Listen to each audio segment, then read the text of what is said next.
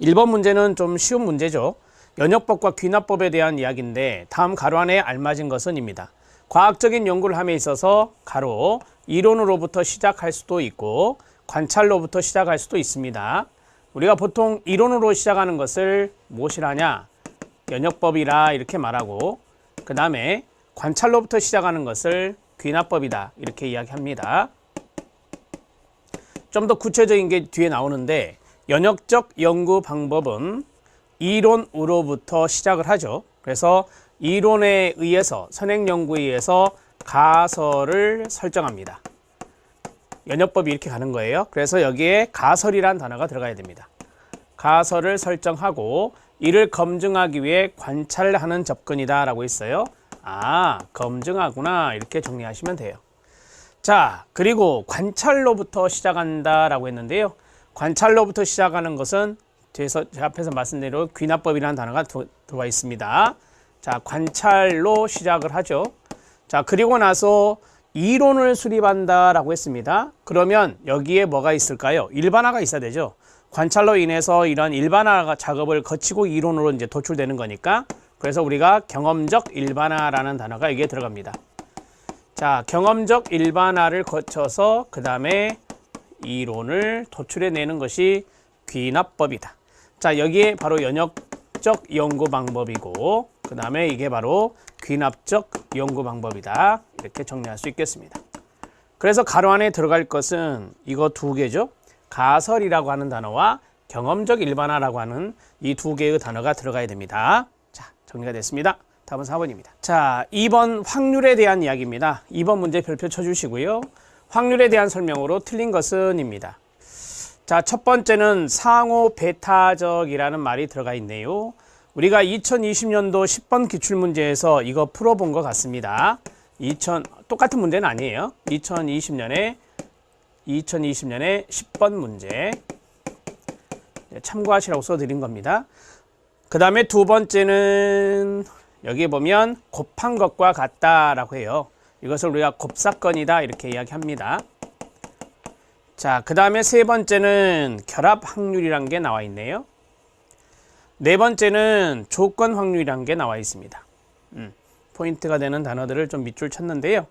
자, 1번에 보면 상호 배타적인 한 집합이 있을 때 한 사상이나 다른 사상이 일어날 확률은 두 확률 간의 차와 같다라고 했는데요.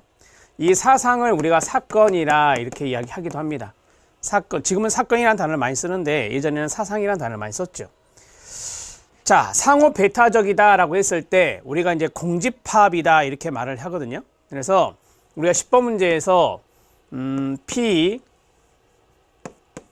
A 교집합 B가 이게 이제 공집합입니다. 왜 공집합이냐? 상호 배타적이니까. 상호 배타적일 때는 공집합이다 이렇게 말씀을 드렸어요. 겹치는 부분이 없다라고 하는 것이죠. 그럼 이건 어떻게 이루어지죠? 공집합일 때 PA 플러스 PB입니다. PA 플러스 PB. 그러면 차가 아니라 뭐죠? 합이네요. 합과 같다 이렇게 정리할 수 있습니다. 그래서 한 사상이나 다른 사상이 일어날 확률은 두 확률 간의 합과 같다라고 해야 됩니다. 이렇게 정리할 수 있어요. 좀 더 와닿게 말씀을 드리면 A, B 두 가지를 말했습니다. 그러면 A를 우리가 1, 3, 5라 하고 B를 우리가 2, 4, 6이라 합시다. 두 가지의 교집합은 있어요? 없습니다. 공집합입니다. 배타적이죠. 서로 다른 것이 있기 때문에. 그러면 한 사상이나 다른 사상이 일어날 확률은 어떻게 됩니까? 다 더하면 됩니다. 그래서 1, 2, 3, 4, 5, 6 이렇게 해서 두 집합의 합과 같다. 이것을 우리가 합사건이라 합니다. 이렇게 정리할 수 있죠. 그러니까 두 확률 간의 차가 아니라 두 확률 간의 합과 같다라고 이야기해야 됩니다. 사례도 들어드렸고 2020년에 10번 문제에 해당되는 것을 다시 한 번 더 거론해 드렸습니다. 1번 지문이 틀렸습니다. 2번 지문은 둘 이상의 독립적인 사상들이 우리가 같이 일어나는 것을 뭐라 하느냐? 바로 동시에 일어난다라고 해요. 동시에 일어날 확률을 같이 일어날 확률 이렇게 이야기했는데요. 이 각 사상들의 확률을 곱한 것과 같다라고 합니다. 그래서 곱사건이다라고 하거든요. 그래서 우리가 여기 A, B가 나왔으니까 A와 B가 동시에 같이 일어날, 동시에 나타날 확률은 이퀄 곱사건이다. 두 가지를 곱한다, 이렇게 정리하시면 됩니다. 개념입니다. 자, 그 다음에 이제 결합 확률이 있는데, 이 결합 확률이 여기 있는 2번과 연관성이 있다라고 보시면 됩니다.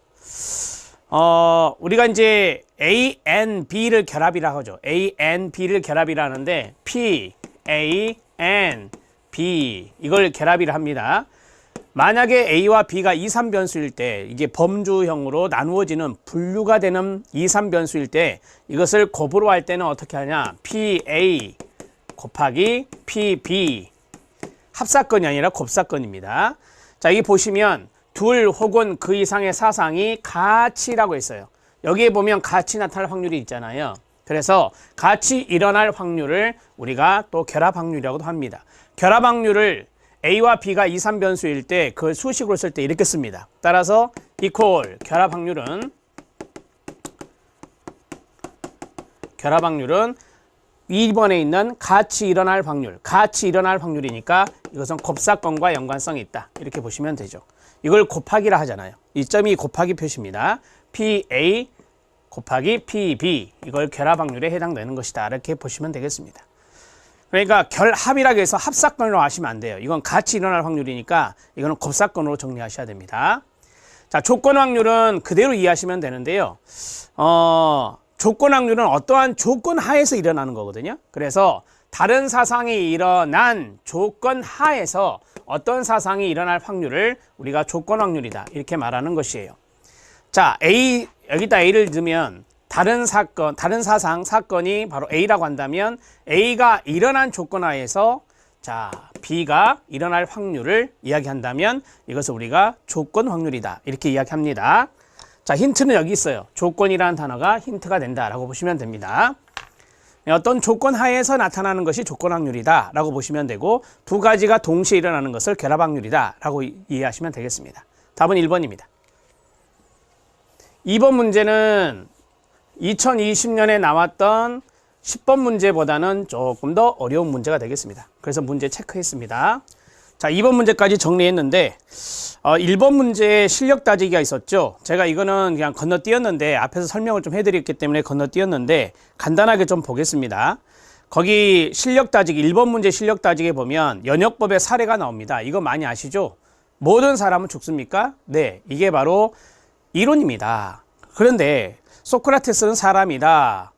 그리고 따라서 소크라테스는 죽는다. 이거를 우리가 3단 논법, 연역적인 방법의 대표적인 3단 논법이라고 합니다. 귀납적인 방법은 여러 구체적인 자료로부터 보편적인 원리를 찾는데요. 이런 겁니다.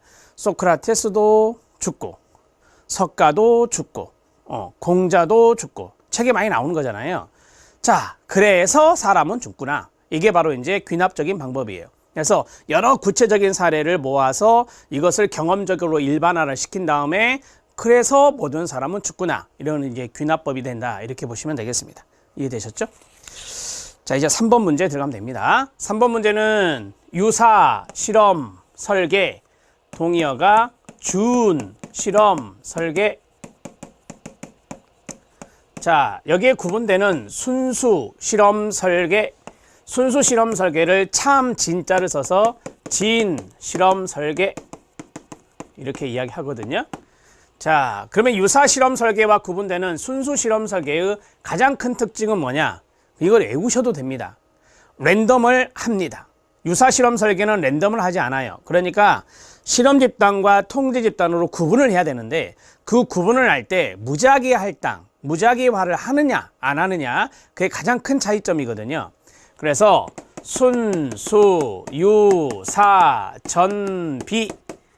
자, 순수 실험 설계, 유사 실험 설계, 전 실험 설계, 비실험 설계, 이렇게 네 가지가 있어요. 이 네 가지 중에 여기 있는 세 가지는 무작위, 여기 보면 무작위화라고 했거든요. 원래는 무작위 할당이라 합니다. 무작위 할당, 무작위 배치라고 하는데요. 그것을 안 합니다. 안 하고 여기 있는 순수 실험 설계 요거 하나는 무작위 할당을 한다. 난선화라고도 하는데요. 무작위 할당, 무작위 배치를 한다라고 보시면 돼요. 이걸 머릿속에 넣어놓으면 이 답은 바로 풀려요. 그래서 대상의 무작위화가 딱 하나 보이시죠? 가장 큰 특징은 대상의 무작위화예요. 이 대상은 뭐냐면 실험 집단과 통제 집단으로 나누는 거거든요. 그래서 무작위 할당이라고 하는 것은 우리가 실험 집단이 있고 비교 집단인 통제 집단이 있어요. 이 두 집단으로 나눠야 되잖아요. 나눌 때 랜덤으로 나눈다라고 하는 거죠. 그래서 실험식에서 R로 표시를 하는 겁니다. 자, 답은 3번로 됐고요. 독립변수의 조작 가능성이나 외생변수의 통제 정도나 측정의 시기나 대상의 통제 이런 것들은 유사 실험 설계도 하고 순수 실험 설계도 하고 다 하는 거예요. 요걸 기억하세요. 순수 유사 전비에서 순수는 무작위 할당을 하고 유사 전비 유사 실험 설계, 전 실험 설계, 비실험 설계는 무작위 할당을 안 하고 그러면 어떻게 나누느냐? 이 나누는 것이 되게 요 두 가지 있거든요. 비실험 설계는 통제 집단을 두지 않아요. 그래서 요 두 가지에서 통제 집단하고 실험 집단을 구분할 때 요 두 가지를 구분할 때 바로 인위적인 방법을 해요. 인위적 방법을 사용한다. 이렇게 정리하시면 되죠. 자, 연구자가 제가 연구자라면 실험 집단에 들어갈 사람과 통제 집단에 들어갈 사람을 인위적으로 구분하는 거예요. 랜덤화하지 않고. 자, 이렇게 정리하시고요. 자, 독립변수의 조작 가능성이란 건 뭐냐면 한 집단은 프로그램이 독립변수거든요. 실험 처치가 바로 이제 프로그램이니까 이 실험 처치나 프로그램이 독립변수인데 실험 집단에는 프로그램을 하고 통제 집단은 프로그램을 안 하는 거예요. 그게 조작이다라고 하는 겁니다. 자, 이거는 유사 실험 설계에서도 비동일 통제 집단 이게 2018년도에도 나왔더라고요. 비동일 통제 집단 비교 설계가 유사 실험 설계인데 여기에서는 통제 집단과 실험 집단 나누거든요. 랜덤하지 않고 나눠요. 그 다음에 외생 변수의 통제다라고 했어요. 뭐 실험 설계 그 자체가 통제 기능이 있죠. 우리가 이제 외생 변수 통제라고 하는 것은 통제 집단의 설정 자체가 외생 변수를 통제하는 거다라고 보시면 돼요. 인위적인 방법으로 하든 무작위 방법으로 하든 통제 집단을 설정하기 때문에 외생 변수 통제의 기능이 있는 것입니다. 자, 측정의 시기라든지 대상의 통제는 실험과 통제의 이 실험 대상과 실험하지 않는 대상 이 두 가지가 통제된 상태에서 하는 겁니다. 두 집단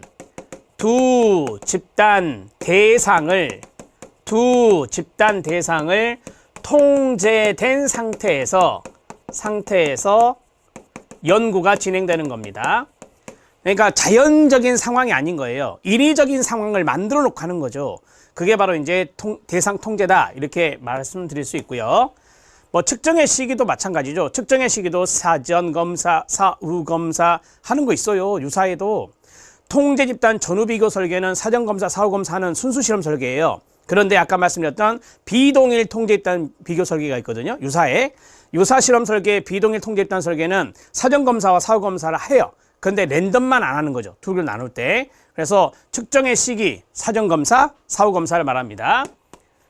사전 검사, 사후 검사를 말합니다. 우리가 보통 프로그램 하기 전에 하는 것이 사전 검사고 프로그램 한 후에 하는 게 사후 검사거든요. 이런 측정의 시기도 유사와 순수 실험 설계에 공통점이 있어요. 그래서 4번 지문도 맞죠. 답은 3번이 되겠습니다. 순수 실험 설계의 가장 큰 특징은 뭐라고요? 여기 랜덤, 무작위 할당을 하고 여기는 무작위 할당을 안 한다. 이렇게 정리하시면 됩니다. 이것은 제가 이론 강의 올려드린 것에 구체적으로 다 설명해 드렸습니다. 어려움 없이 하실 수 있어요. 4번 문제 들어가겠습니다. 4번 문제 가기 전에 3번에 심화학습이 있는데 제가 이미 다 말씀드린 것인데 제가 좀 이렇게 몇 가지만 골라서 볼게요, 여러분. 자, 2번 봐주세요. 2번의 순수 실험 설계, 진 실험 설계는 실험 집단과 통제 집단의 연구 대상을 시작! 무작위 할당한 후. 이게 중요한 거예요. 무작위 할당한 후에 실험 집단에는 독립 변수를 조작한다. 그 말은 실험적 개입을 한다. 이 말이에요. 통제 집단은 그것을 가하지 않고서 두 집단 간의 차이를 전후 비교하는 것이다 라고 했어요. 이 전후 비교에서 얻는 것이 일종의 통제 집단 전후 비교 설계거든요. 오른쪽 화살표. 이것을 통제 집단 전후 비교 설계다. 이게 순수 실험 설계의 가장 대표적인 설계거든요. 자, 그 다음에 세 번째 별표. 유사 실험 설계를 준 실험 설계라고 한다 말씀드렸습니다. 실험의 시기, 사전검사, 사후검사, 측정 시기니까요. 그 다음에 대상 통제, 그 다음에 독립변수의 조작, 외생변수의 통제가 가능하다라고 했어요. 진 실험 설계가 실험의 3요소가 다 갖추어져 있거든요. 그래서 진 실험 설계, 순수 실험 설계가 내적 타당도가 더 높아요. 유사 실험 설계가 내적 타당도가 더 낮거든요. 그런데 이 내적 타당도가 낮다고 하더라도 현실적으로 실험 설계에 있어서 인위적인 통제가 쉽지 않아요. 그러니까 우리가 이제 순수 실험 설계는 유사 실험 설계보다는 통제 가능성이 훨씬 더 순수 실험 설계가 강한데 현실적으로는 좀 통제하기 쉽지 않다라고 하는 겁니다. 그래서 실제 연구에서는 더 많이 사용되는 게 바로 유사 실험 설계라고 이야기하는 것입니다. 자, 이것만 기억하세요. 우리 사회과학 쪽에서는 이 실험 대상을 통제하는 것이 쉽지 않다. 인위적 상황에서 하기가 쉽지 않다. 그래서 유사 실험 설계를 많이 사용한다. 이렇게 정리하시면 돼요. 자, 유사 실험 설계 중에 단순 시계열 설계라는 게 있어요. 단순 시계열 설계는 복수가 아니죠. 단순이니까 통제 집단이 없는 설계예요. 그리고 실험식을 쓰면 O1, O2, O3 세 번 측정을 했다면 프로그램을 하고 그 다음에 O4, O5, O6가 돼요. 그래서 여기 평균에서 여기 평균을 빼거든요. 여기서 이제 결과가 나올 거 아니에요. 이게 이제 단순 시계열 설계입니다. 시간의 흐름에 따라 하는 것을 시계열이라 하거든요. 그래서 이게 바로 유사 실험 설계에 들어있는 거예요. 유사 실험 설계에 들어있는데 여기는 지금 뭐가 없죠? 이게 지금 복수가 아니잖아요. 그래서 이건 통제 집단이 없어요. 이건 통제 집단이 없다고요. 통제 집단이 없다. 그러니까 통제 집단이 있는 것은 순수 실험 설계는 통제 집단이 다 있어요. 그래서 이 통제하는 것이 쉽지 않잖아요. 그래서 이런 어려움이 있으니 현실적으로 어려움이 있으니 뭐 이런 방법을 쓰는 경우가 많다. 연구에서는 그게 바로 유사다. 이렇게 정리하시면 됩니다. 자, 정리가 됐습니다. 이제 4번 들어갑니다.